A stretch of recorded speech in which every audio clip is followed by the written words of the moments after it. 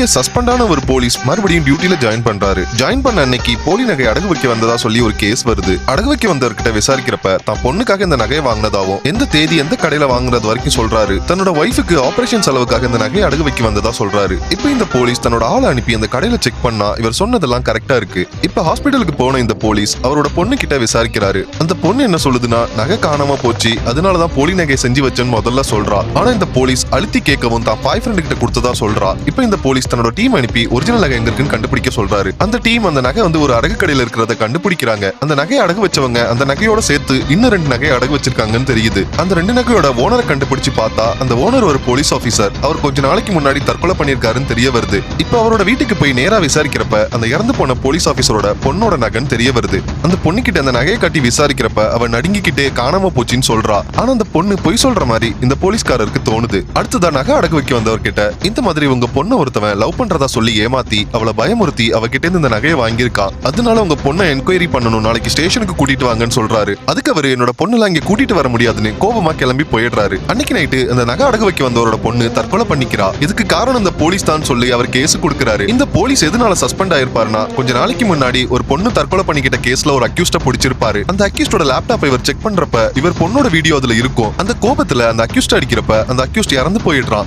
தான் கொலை பண்ணதா சொல்லி வேற ஒரு பொண்ணோட அப்பா சரண்டர் ஆயிடுறாரு. அதே நேரம் ஏமாந்து போனதை தெரிஞ்ச இவரோட பொண்ணும் தற்கொலை பண்ணிக்கிறா. இவருக்கு பதிலா பழி ஏத்துக்கிட்டு ஜெயிலுக்கு போனவர் ரிலீஸ் ஆகி வெளியில வராரு. இப்ப அந்த போலீஸ் ஆபீசர் அவரோட வீட்டுக்கு போய் பார்த்துட்டு வராரு. இவர் பார்த்துட்டு வந்ததுக்கு அடுத்த நாள் அந்த பழி ஏத்துக்கிட்டவரும் அவரோட வைஃபும் விஷம் குடிச்சு தற்கொலை பண்ணிக்கிறாங்க. இந்த தற்கொலைக்கெல்லாம் என்ன காரணம் நீங்க தெரிஞ்சுக்கணும்னா அந்த சேனலை சப்ஸ்கிரைப் பண்ணுங்க.